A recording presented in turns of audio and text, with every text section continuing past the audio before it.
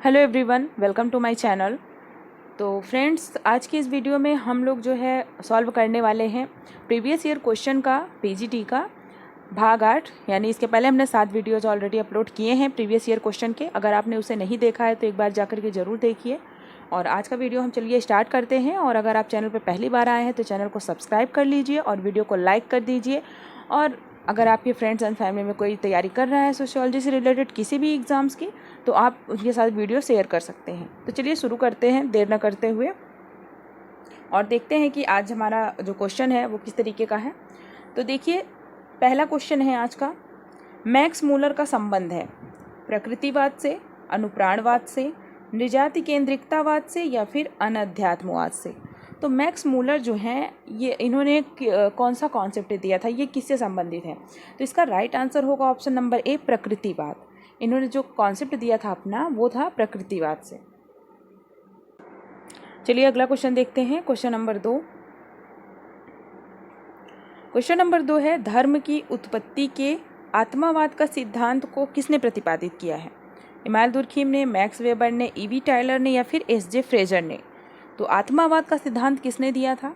तो देखिए इसका राइट आंसर हो जाएगा ऑप्शन नंबर सी, ईवी टायलर। और किस पुस्तक में इन्होंने दिया था? तो जो प्रिमिटिव कल्चर इनकी पुस्तक है इसी में इन्होंने दिया था।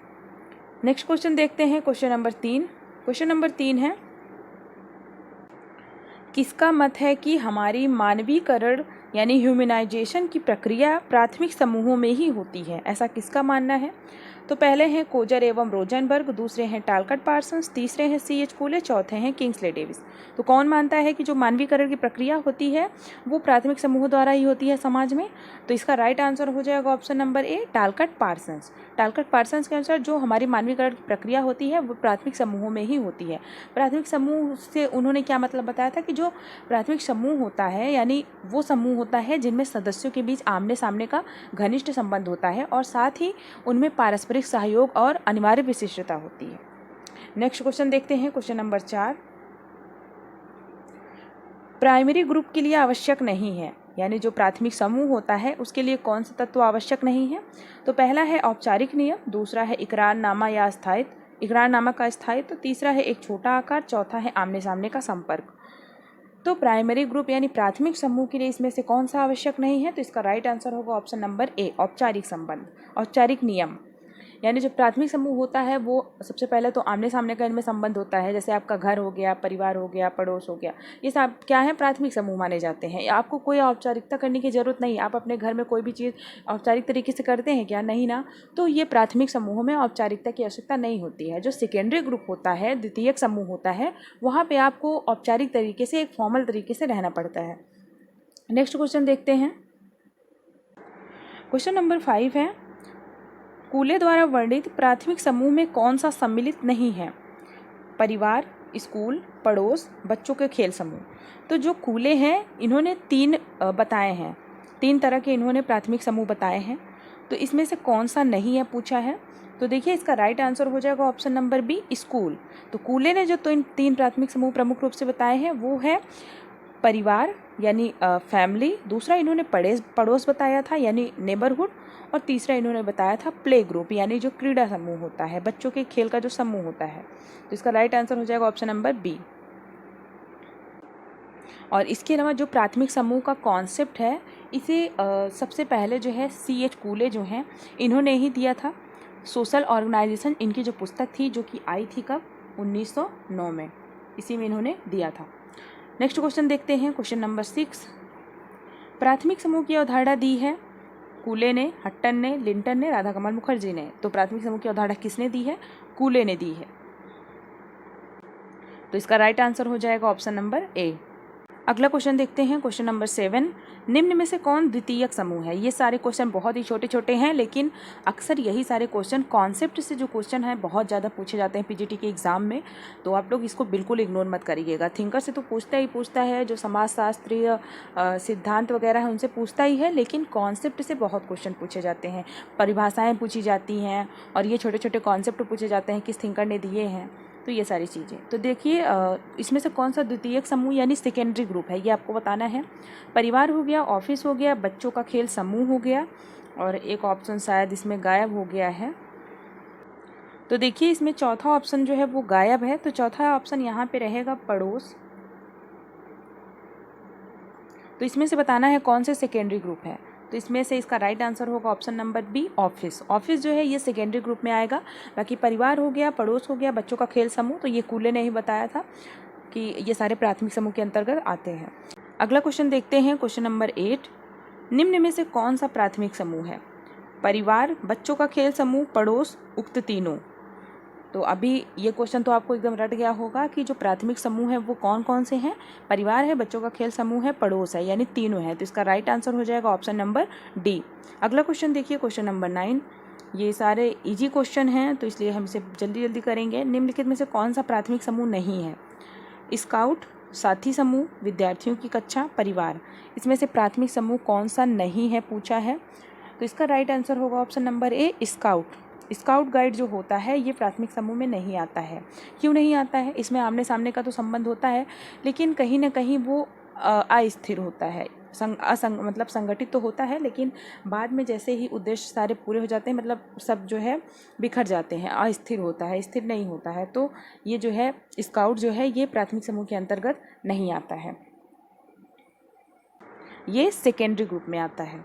अगला क्वेश्चन देखिए, क्वेश्चन नंबर 10। क्वेश्चन नंबर 10 है, प्राथमिक समूह में सदस्यों के पारस्परिक संबंधों की प्रकृति निम्नलिखित में से किस प्रकार की होती है? वैयक्तिक संबंध, औपचारिक संबंध, जटिल संबंध, इनमें से कोई नहीं। तो प्राथमिक समूह के जो सदस्य होते हैं उनमें जो पारस्परिक संबंध होता है वो कैसा होता है? तो वो वैयक्तिक होता है।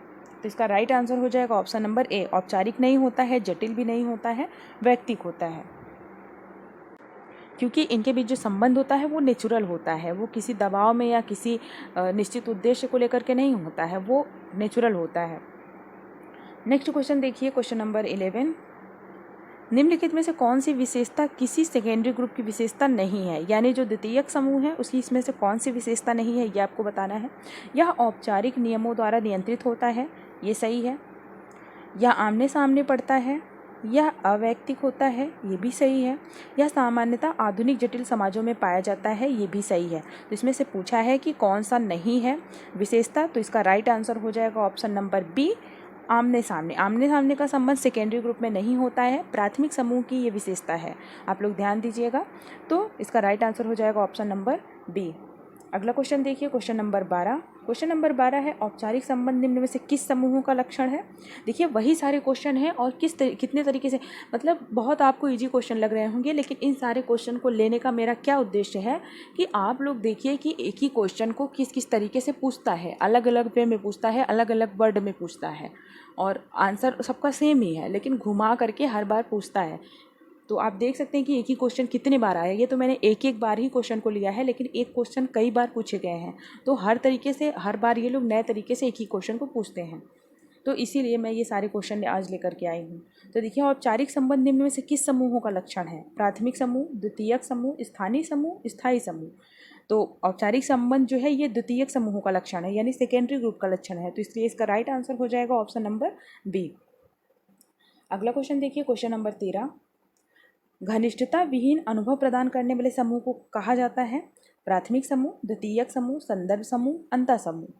तो इसका भी देखिए राइट आंसर क्या होगा, ऑप्शन नंबर बी होगा, द्वितीयक समूह। यानी जब सेकेंडरी ग्रुप होता है उसमें घनिष्ठता का अभाव होता है, वो घनिष्ठता विहीन होता है। जबकि प्राथमिक समूह क्या होता है, वो घनिष्ठ होता है, आमने सामने का उसमें प्रत्यक्ष संबंध होता है। जो होता है ये समूह, द्वितीयक समूह, ये जो है प्राथमिक समूह की अपेक्षा ज़्यादा औपचारिक होता है, विशेषीकृत होता है, अस्थायी होता है और संपर्क की दृष्टि से अप्रत्यक्ष होता है। तो इसलिए इसका राइट आंसर हो जाएगा ऑप्शन नंबर बी। अगला क्वेश्चन देखिए, क्वेश्चन नंबर 14। अर्ध प्राथमिक समूह की अवधारणा को किसने प्रस्तुत किया है? टॉनिज ने, कूले ने, डेविस ने, बीयरस्टीड ने। तो जो अर्ध प्राथमिक समूह की अवधारणा है इसे प्रस्तुत किया है, तो देखिए इसका राइट आंसर माना जाएगा कूले ने। अर्ध प्राथमिक समूह की बात की थी कूले ने, लेकिन ये क्वेश्चन जब पूछा गया था तो इसको जो है, इस क्वेश्चन को ही आयोग ने जो है बाहर कर दिया था मूल्यांकन से, तो इसलिए इसका इन्होंने कोई आंसर नहीं दिया था। लेकिन अगर आप इसका आंसर मानेंगे तो कूले माने जाएंगे। अगला क्वेश्चन देखिए, क्वेश्चन नंबर 15। और ये जो क्वेश्चन है ये क्वेश्चन पूछा गया था 2015 में। अगला क्वेश्चन है, क्षेत्रीय समूह, हितों के प्रति चेतन समूह, निश्चित संगठन वाले समूह और अनिश्चित संगठन वाले समूह, यह वर्गीकरण किसने दिया है? मैकाइवर एवं पेज ने, किंग्सले डेविस ने, आर.के. मर्टन ने, बीयरस्टीड ने। तो देखिए ये जो वर्गीकरण है ये किसने दिया था? तो इसका राइट आंसर हो जाएगा ऑप्शन नंबर ए, मैकाइवर एवं पेज। मैकाइवर एवं पेज ने ये वर्गीकरण किया था। क्षेत्रीय समूह, हितों के प्रति चेतन समूह, निश्चित संगठन वाले समूह और अनिश्चित संगठन वाले समूह, 4 तरह के इन्होंने समूहों को बांटा था। अगला क्वेश्चन देखिए, क्वेश्चन नंबर 16। क्वेश्चन नंबर 16 है, जिन समूहों की प्रकृति अस्थायी होती है और जो उद्देश्य पूर्ति के उपरांत टूट जाते हैं उन्हें क्या कहा जाता है? अनिश्चित संगठन वाले समूह, निश्चित संगठन वाले समूह, हितों के प्रति चेतन समूह या फिर प्राथमिक समूह। ये सामाजिक समूह से संबंधित मैंने डिटेल वीडियो भी बनाया है। पीजीटी का जो ये टॉपिक है सिलेबस के अकॉर्डिंग, आप लोगों ने ये वीडियो नहीं देखा है तो जाकर के देख लीजिए, कई पार्ट में है और बहुत ही डिटेल में मैंने समझाया है। आई होप आपको वीडियो बहुत ज़्यादा हेल्पफुल होगी। आप एक बार ज़रूर जाकर प्लेलिस्ट चेक करिए। तो देखिए जो समूह की प्रकृति, जिसका नेचर अस्थायी प्रकृति की होती है, वो उसका जो उद्देश्य होता है वो पूर्ण हो जाता है, उसके बाद वो समूह बिखर जाते हैं, टूट जाते हैं। तो उन्हें क्या कहा जाता है, ये पूछा है क्वेश्चन में। तो देखिए इसका राइट आंसर होगा ऑप्शन नंबर सी, हितों के प्रति चेतन समूह। यानी आपका क्या हित है, मतलब आपका क्या उद्देश्य है, आप उसके बारे में जागरूक होते हैं। आपको पता होता है कि आप किसी संगठन से, कहीं पे आप किसी चीज़ से जुड़ रहे हैं तो आपके क्या उद्देश्य हैं, आप किस लिए जुड़ रहे हैं। और जब आपका वो उद्देश्य पूरा हो जाता है तो आप जो है वो चीज़ें छोड़ देते हैं। तो इसलिए हितों के प्रति चेतन समूह उन्हें कहा जाता है। तो देखिए ये जो वर्गीकरण है ये किसने दिया था? तो इसका राइट आंसर हो जाएगा ऑप्शन नंबर ए, मैकाइवर एवं पेज। मैकाइवर एवं पेज ने ये वर्गीकरण किया था। क्षेत्रीय समूह, हितों के प्रति चेतन समूह, निश्चित संगठन वाले समूह और अनिश्चित संगठन वाले समूह, 4 तरह के इन्होंने समूहों को बांटा था। अगला क्वेश्चन देखिए, क्वेश्चन नंबर 16। क्वेश्चन नंबर 16 है, जिन समूहों की प्रकृति अस्थायी होती है और जो उद्देश्य पूर्ति के उपरांत टूट जाते हैं उन्हें क्या कहा जाता है? अनिश्चित संगठन वाले समूह, निश्चित संगठन वाले समूह, हितों के प्रति चेतन समूह या फिर प्राथमिक समूह। ये सामाजिक समूह से संबंधित मैंने डिटेल वीडियो भी बनाया है। पीजीटी का जो ये टॉपिक है सिलेबस के अकॉर्डिंग, आप लोगों ने ये वीडियो नहीं देखा है तो जाकर के देख लीजिए, कई पार्ट में है और बहुत ही डिटेल में मैंने समझाया है। आई होप आपको वीडियो बहुत ज़्यादा हेल्पफुल होगी। आप एक बार ज़रूर जाकर प्लेलिस्ट चेक करिए। तो देखिए जो समूह की प्रकृति, जिसका नेचर अस्थायी प्रकृति की होती है, वो उसका जो उद्देश्य होता है वो पूर्ण हो जाता है, उसके बाद वो समूह बिखर जाते हैं, टूट जाते हैं। तो उन्हें क्या कहा जाता है, ये पूछा है क्वेश्चन में। तो देखिए इसका राइट आंसर होगा ऑप्शन नंबर सी, हितों के प्रति चेतन समूह। यानी आपका क्या हित है, मतलब आपका क्या उद्देश्य है, आप उसके बारे में जागरूक होते हैं। आपको पता होता है कि आप किसी संगठन से, कहीं पे आप किसी चीज़ से जुड़ रहे हैं तो आपके क्या उद्देश्य हैं, आप किस लिए जुड़ रहे हैं। और जब आपका वो उद्देश्य पूरा हो जाता है तो आप जो है वो चीज़ें छोड़ देते हैं। तो इसलिए हितों के प्रति चेतन समूह उन्हें कहा जाता है। अगला क्वेश्चन देखिए, क्वेश्चन नंबर 17। क्वेश्चन नंबर 17 है, सामाजिक समूह किन आधारों पर निर्मित होते हैं? पहला ऑप्शन है 2 या 2 से अधिक सदस्यों के बीच अंतर संबंध, लोगों की आपसी संबंधों की चेतना, 2 या 2 से अधिक व्यक्तियों का संग्रहित होना, ए और बी दोनों। तो देखिए कोई भी सामाजिक समूह जो होता है वो सबसे पहले तो 2 या 2 से अधिक सदस्यों के बीच अंतर संबंध होता है, तब वो सामाजिक समूह कहा जाता है। और दूसरा जो है लोगों की आपसी संबंधों की चेतना, यानी 2 लोगों के बीच आपस में क्या संबंध है उनमें यह चेतना होती है, उनको पता होता है कि हाँ इस व्यक्ति के साथ मेरा क्या संबंध है। तो इसका राइट आंसर हो जाएगा ए और बी दोनों, यानी सदस्यों के बीच अंतर संबंध भी होता है और संबंधों की चेतना भी होती है। अगला क्वेश्चन देखिए, क्वेश्चन नंबर 18। क्वेश्चन नंबर 18 है, समाजशास्त्रीय मानदंड के अनुसार निम्न में से कौन समूह की रचना दर्शाता है? धनी वर्ग, कॉलेज विद्यार्थी, सेवानिवृत्त व्यक्तियों की समिति, टाटा इस्पात कंपनी। तो इस तरीके से आपको एग्जाम्पल दे देता है, कभी कभी बहुत अलग एग्जाम्पल भी दे देता है और उसमें पूछ लेता है कि आप बताइए कि ये प्राथमिक समूह है, ये सेकेंडरी ग्रुप है। यानी आपको उसमें पहचान भी करना होता है। अगर आपको कॉन्सेप्ट अच्छे से क्लियर रहेगा तभी आप उसको बता पाएंगे। तो देखिए इसका जो है इसका राइट आंसर हो जाएगा, तो इसका राइट आंसर होगा ऑप्शन नंबर बी, कॉलेज विद्यार्थी। कॉलेज के जो विद्यार्थी होते हैं वो एक तरह से सामाजिक समूह, मतलब समूह की रचना को दर्शाते हैं। इसके अलावा देखिए जो समूह होता है, समूह के अंतर्गत क्या होता है, जो एक सामाजिक समूह होता है उसके अंतर्गत विचार हो गए, क्रियाएं हो गई, इन सारी चीज़ों का आदान प्रदान किया जाता है। और इसके जो सदस्य होते हैं उनके बीच में एक प्रकार की पारस्परिकता पाई जाती है। और जब तक समूह के सभी सदस्यों के बीच सामाजिक अंतःक्रिया नहीं होती है तब तक उसे जो है सामाजिक समूह नहीं कहा जा सकता। तो सामाजिक समूह में मोस्ट इम्पॉर्टेंट क्या है कि उनमें सामाजिक जो है उनमें जो है सोशल इंटरेक्शन होना जरूरी है, यानी उनके बीच सामाजिक अंतःक्रिया होना जरूरी है। अगला क्वेश्चन देखिए, क्वेश्चन नंबर 19। एक बंधक बहुबंधक समूह का परिचय समाजशास्त्री साहित्य में किसने किया है? Email Durkheim, C.H. कूले, Robert बीरेस्टीड, P.N. Sorokin. एक बंधक बहुबंधक जो ये समूह है इसका परिचय समाजशास्त्र में किसने किया है? तो इसका राइट आंसर हो जाएगा ऑप्शन नंबर डी, सोरोकिन। यानी जो सोरोकिन है ये समूह के अंतर्गत पाए जाने वाले संबंधों के आधार पर उसे दो भागों में बांटते हैं, जिसे ये एक बंधक या फिर एकल बंधन भी कहते हैं, जिसे इन्होंने जो है यूनि फंक्शनल ग्रुप कहा है या फिर यूनि बॉन्डेड ग्रुप कहा है। और दूसरा इन्होंने जो बताया है बहुबंधक समूह या बहुकार्यात्मक समूह भी इसे कहते हैं, यानी मल्टी बॉन्डेड या फिर मल्टी फंक्शनल ग्रुप।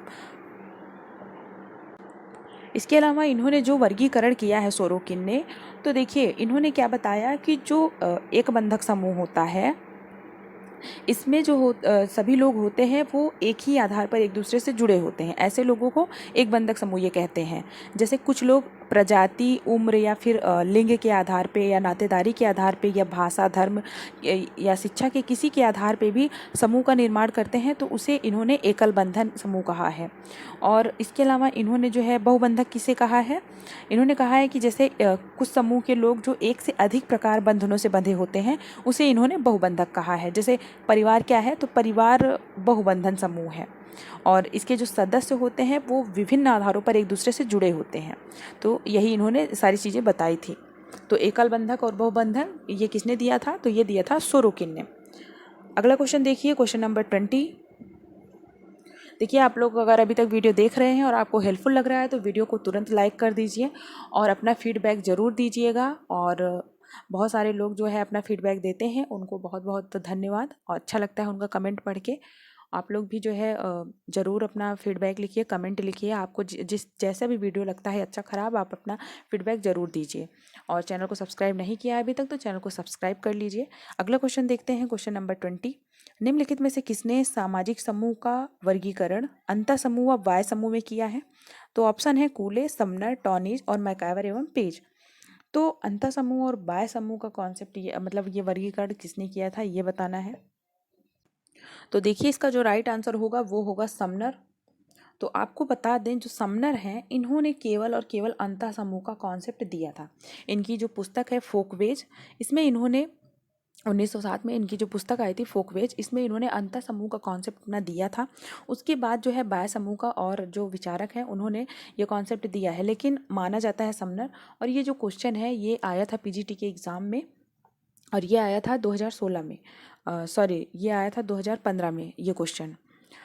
और इस क्वेश्चन को जो है आयोग ने बाहर कर दिया था और बराबर सबको नंबर दिया था, क्योंकि जो ये अंतः समूह और बाह्य समूह का ये वर्गीकरण है, एक जो थिंकर हैं जेपी सिंह, इनकी पुस्तक है समाजशास्त्र अवधारणाएं एवं सिद्धांत। इसमें इन्होंने भी बताया है कि सदस्यों के बीच घनिष्ठता एवं सामाजिक दूरी के आधार पर समूह दो प्रकार के होते हैं, अंतः समूह और बाह्य समूह। तो इसलिए आप लोग अगर इसका आंसर पूछा जाए तो समनर लगेगा, लेकिन अब आयोग क्या मानता है वो उसके ऊपर है। हम लोग अगला क्वेश्चन देखते हैं, क्वेश्चन नंबर 21। क्वेश्चन नंबर 21 है सामाजिक समूहों को निम्नलिखित 4 वर्गों में किसने विभाजित किया है? सांख्यिकी समूह, सहयोगी समूह, सामाजिक समूह, समिति संबंधी समूह। तो ये वर्गीकरण किसने किया है? तो ऑप्शन देखिए, C.H. कूले ने, P.A. सोरोकिन ने, इमाइल दुर्खिम ने या फिर रॉबर्ट बीरेस्टीड ने। तो इसका राइट आंसर होगा ऑप्शन नंबर डी, रॉबर्ट बीरेस्टीड। ये वर्गीकरण है रॉबर्ट बीरेस्टीड का और इन्होंने सामाजिक समूहों को 4 भागों में बांटा है। कौन कौन सा? सांख्यिकी समूह, सहयोगी समूह, सामाजिक समूह, समिति समूह। चारों में आप साथ साथ देखिए, सहयोगी, सांख्यिकी, सहयोगी, सामाजिक, समिति। तो आप एक कोड बना के याद कर सकते हैं ना, ऐसे 4 years रॉबर्ट बीरेस्टीड, इस तरीके से। अगला क्वेश्चन देखिए, अगला क्वेश्चन है क्वेश्चन नंबर 22। निम्न में से कौन सा वाक्य सही नहीं है? अंतः समूह एवं बाह्य समूह काल्पनिक होते हैं। अंतः समूह एवं बाह्य समूह वास्तविक होते हैं। अंतः समूह एवं बाह्य समूह छोटे होते हैं। अंतः समूह एवं बाह्य समूह बड़े होते हैं। तो इसमें से कौन सा अंतः समूह और बाह्य समूह के संबंध में सही नहीं है? तो इसका राइट आंसर होगा ऑप्शन नंबर ए, अंतः समूह एवं बाह्य समूह काल्पनिक होते हैं। ये वाक्य, ये लाइन गलत है। अंतः समूह बाह्य समूह काल्पनिक नहीं होते हैं, ये रियल में होते हैं। अंतः समूह यानी जिसमें हम की फीलिंग पाई जाती है वो अंतः समूह होता है, यानी जो आपका इन ग्रुप होता है। और बाह्य समूह जो होता है यानी वे या फिर वह वाली जो फीलिंग होती है वो बाह्य समूह यानी आउट ग्रुप होते हैं। अगला क्वेश्चन देखिए, क्वेश्चन नंबर 23। किसने समूह की व्याख्या ओवर्ट तथा कोवर्ट के आधार पर की है? बाटोमोर ने, फेयरचाइल्ड ने, ऑगबन एवं निमकॉफ ने, गिटलर ने। तो ओवर्ट तथा कोवर्ट के आधार पर समूह की व्याख्या की है गिटलर ने, इसलिए इसका राइट आंसर हो जाएगा ऑप्शन नंबर डी। अगला क्वेश्चन देखते हैं, क्वेश्चन नंबर 24। निम्नलिखित युग्म में से कौन सा युग्म जो है वो सही नहीं है? बाह्य समूह समनर, प्राथमिक समूह कूले, संदर्भ समूह मर्टन, मानव समूह मैक्स वेबर। तो इसमें से कौन सा सही नहीं है, कौन सा जोड़ा? तो इसका राइट आंसर हो जाएगा ऑप्शन नंबर डी, मानव समूह मैक्स वेबर। ऐसा इन्होंने कोई चीज़ें नहीं बताई हैं। और बाकी बाह्य समूह की बात की है समनर ने, ये भी सही है। प्राथमिक समूह की बात कूले ने की है, संदर्भ समूह मर्टन ने दिया था, ये सारे सही हैं। इसके अलावा देखिए जो मानव समूह है इसकी व्याख्या मतलब इसकी बात कौन करता है? तो इसकी बात करते हैं जॉर्ज ह्यूमान्स, जिन्होंने अपना विनिमय का सिद्धांत दिया था। अगला क्वेश्चन देखिए, क्वेश्चन नंबर 25। संदर्भ समूह की अवधारणा सर्वप्रथम प्रस्तुत की गई थी मर्टन द्वारा, सेरिफ एवं सेरिफ द्वारा, हाइमन द्वारा, आर के मर्टन द्वारा। लगता है ऑप्शन गलत हो गया, टर्नर होगा यहाँ पे, 2 बार मर्टन आ गए हैं। तो संदर्भ समूह की सबसे पहले अवधारणा किसने दी थी? तो सबसे पहले अवधारणा दी थी इसका H.H. हाइमन ने। तो इसलिए इसका राइट आंसर हो जाएगा ऑप्शन नंबर सी, संदर्भ समूह की अवधारणा सबसे पहले हर्बर्ट हाइमन ने दिया था। और इनकी जो पुस्तक थी द साइकोलॉजी ऑफ स्टेटस 1942 में आई थी। इसमें इन्होंने जो है जो स्कूल के बच्चों का अध्ययन इन्होंने किया था उसी संदर्भ में इन्होंने इसका प्रयोग किया था संदर्भ समूह का। उसके बाद जो है इसका प्रयोग किया था मर्टन ने, समाजशास्त्र में इसका प्रयोग किया था मर्टन ने। अगला क्वेश्चन देखिए, क्वेश्चन नंबर 26। निम्नलिखित में से कौन सा कथन सही है? पहला है संदर्भ समूह एक समूह है जिसका कभी कभी उल्लेख किया जाता है। दूसरा है संदर्भ समूह एक समूह है जिसका एक व्यक्ति सदस्य होता है। संदर्भ समूह एक समूह है जिसका लोग अपना और अपने व्यवहार का मूल्यांकन करते समय उल्लेख करते हैं। संदर्भ समूह एक समूह है जिसके प्रति लोग श्रद्धा रखते हैं। तो संदर्भ समूह अगर आपने पढ़ा होगा तो आपको पता होगा कि संदर्भ समूह के संबंध में कौन सा इसमें से सही है। तो देखिए इसका राइट आंसर होगा ऑप्शन नंबर सी, संदर्भ समूह एक समूह है जिसका लोग अपना और अपने व्यवहार का मूल्यांकन करते समय उल्लेख करते हैं।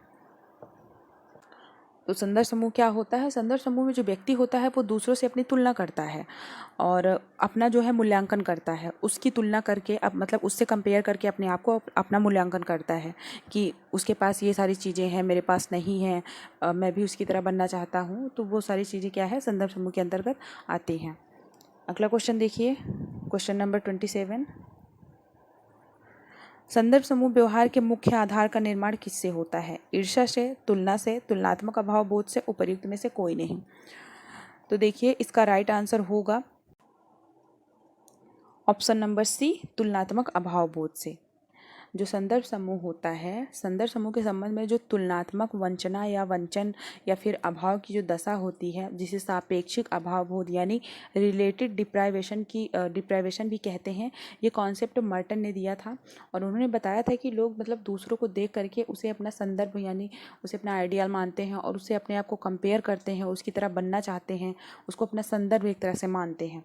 तो इसमें तुलनात्मक अभाव बोध होता है, यानी आप दूसरे से तुलना करते हैं कि आपके पास क्या चीज़ें नहीं हैं और उसके पास हैं। अगला क्वेश्चन देखिए, चलिए क्वेश्चन नंबर 28। आई होप आपको समझ में आ रहा होगा और जो भी चीज़ें मैं एक्सप्लेन करती हूँ आपको समझ में आता है कि नहीं आता है वो भी आप लोग प्लीज़ बताया करिए, क्योंकि मैं भी सीख ही रही हूँ और धीरे धीरे सारी चीज़ें और अच्छा करने की कोशिश करूँगी। तो आप लोग का फीडबैक बहुत ज़रूरी है। अगला क्वेश्चन देखिए, जब हम परिवार को व्यक्तियों के एक गठित समूह के रूप में देखते हैं तब उसे कहते हैं समिति, संस्था, समुदाय, बाह्य समूह। तो देखिए, जब हम परिवार को व्यक्तियों के एक गठित समूह के रूप में देखते हैं तब उसे हम क्या कहते हैं, उसे हम समिति कहते हैं। और कहा भी गया है कि हम समितियों के सदस्य होते हैं, संस्थाओं के नहीं। तो परिवार क्या है, परिवार एक तरह की समिति है, एसोसिएशन है। अगला क्वेश्चन देखिए, question number 29, second last question है। सापेक्ष वंचना आधार है, टाइपिंग मिस्टेक हो गया है। तो देखिए, ये है दर्पिंड व्यक्तित्व सिद्धांत का, मनोविश्लेषणात्मक सिद्धांत का, संदर्भ समूह सिद्धांत का, सांस्कृतिक सापेक्षतावाद का। तो जो सापेक्ष वंचना होता है ये किसका आधार है, तो इसका राइट आंसर हो जाएगा ऑप्शन नंबर सी, संदर्भ समूह सिद्धांत का। सापेक्ष वंचना से क्या मतलब होता है, यानी जिसमें एक व्यक्ति दूसरे व्यक्ति या व्यक्तियों की तुलना में कुछ अभाव का अनुभव करता है, कमी का अनुभव करता है, उसे क्या कहते हैं, सापेक्ष वंचना कहते हैं। जैसे आप किसी को देखते हैं तो सोचते हैं कि उसका नेट हो गया, उसका जीआरएफ हो गया, मेरा नहीं हो गया, मेरा नहीं है, या फिर उसके पास इतनी अच्छी गाड़ी है, उसके पास इतना अच्छा घर है, मेरे पास नहीं है। तो आप दूसरे की तुलना में अपने पास आप कमी महसूस कर रहे हैं, अभाव महसूस कर रहे हैं, तो वो क्या कहा जाएगा, सापेक्ष वंचना कहा जाएगा। और ये जो है संदर्भ समूह सिद्धांत का मुख्य आधार होता है। अगला देखिए, लास्ट क्वेश्चन, आज का हमारा लास्ट क्वेश्चन है। ऐच्छिक सदस्यता संबंधित है समुदाय से, समिति से, संस्था से, उपर्युक्त में से कोई नहीं, उपर्युक्त में से किसी से नहीं। तो ऐच्छिक सदस्यता जो होती है वो संबंधित होती है समिति से। इसका राइट आंसर हो जाएगा ऑप्शन नंबर बी। कुछ लोगों ने कमेंट करके कहा था कि मैम लास्ट में एक क्वेश्चन दिया करिए हम लोगों के लिए, तो आज तो मैं भूल गई टाइप करना, लेकिन नेक्स्ट वीडियो से मैं ज़रूर दूंगी और आप लोग उसका आंसर अगले वीडियो में ज़रूर बताइएगा। और ये आज के हमारे क्वेश्चन थे, 30 क्वेश्चन। आई होप आपको वीडियो पसंद आया होगा। और जो लोग बोल रहे हैं कि टॉपिक पे वीडियोस बनाइए, तो पहले आप लोग कमेंट बॉक्स में यस लिख करके मुझे बताइए कि इसके पहले मैंने जितने भी थिंकर के वीडियो बनाए हैं और मैंने जितने भी कॉन्सेप्ट के वीडियो बनाए हैं, सोशल, या वो चाहे सोशल ग्रुप हो या फिर कम्युनिटी हो, संस्था हो, समिति हो, मैंने किस किस टॉपिक पे वीडियो बनाए हैं आपको बताती हूँ। जो प्राथमिक अवधारणाएं है सिलेबस में हमारे, जिसमें सामाजिक समूह, समिति, संस्था, समुदाय, सामाजिक स्तरीकरण और समाजीकरण, इतने सारे टॉपिक पे मैंने वीडियो बनाए हैं पीजीटी के लिए। आपने अगर उसे नहीं देखा है तो पहले आप उसे देखिए, उसके बाद आगे के जो टॉपिक हैं, जैसे सामाजिक नियंत्रण हो गया, सामाजिक परिवर्तन हो गया, हिंदू सामाजिक संगठन हो गया, सभी टॉपिक पे मैं वीडियो बनाऊंगी। लेकिन आप लोग कमेंट बॉक्स में ज़रूर बताइए कि किसने किसने वो सारे वीडियोज़ देखे हैं। और थिंकर के सारे वीडियोज़ मैंने बनाए हैं, Auguste Comte, Emmanuel Durkheim, Herbert Spencer और श्रीवर अरविंदो हो गए, गांधी हो गए, राधा कमल मुखर्जी हो गए, भगवान दास हो गए, सभी पे मैंने वीडियो बनाए हैं। आप लोग उसे भी जाकर के ज़रूर देखिएगा। तो आज के लिए बस इतना ही, मिलते हैं नेक्स्ट वीडियो में। और आप लोग चैनल को प्लीज़ सब्सक्राइब कर लीजिए और ज़्यादा से ज़्यादा लोगों को अपने जो है चैनल के साथ जोड़िए। हमारा जो यूट्यूब फैमिली है वो थोड़ा और बड़ा हो, क्योंकि बहुत कम लोग मेरे चैनल के साथ, हमारे चैनल के साथ जुड़े हुए हैं। ज़्यादा से ज़्यादा लोग हों, ज़्यादा से ज़्यादा लोग पार्टिसिपेट करें। और मेरे पास जो भी उपलब्ध हो सकता है मटेरियल या फिर जो भी वीडियोज़ फ्री में आपको सारे मिलते हैं, और ज़्यादा से ज़्यादा लोग इसका लाभ उठा सकें, यही जो है मैं चाहती हूँ। तो आप लोग ज़्यादा से ज़्यादा लोग को इंगेज करिए चैनल के साथ और वीडियो शेयर ज़रूर करिएगा। वीडियो को लाइक करना बिल्कुल मत भूलिएगा। और जो लोग ऑलरेडी सब्सक्राइब कर दिए हैं उनको दिल से धन्यवाद। Thank you so much.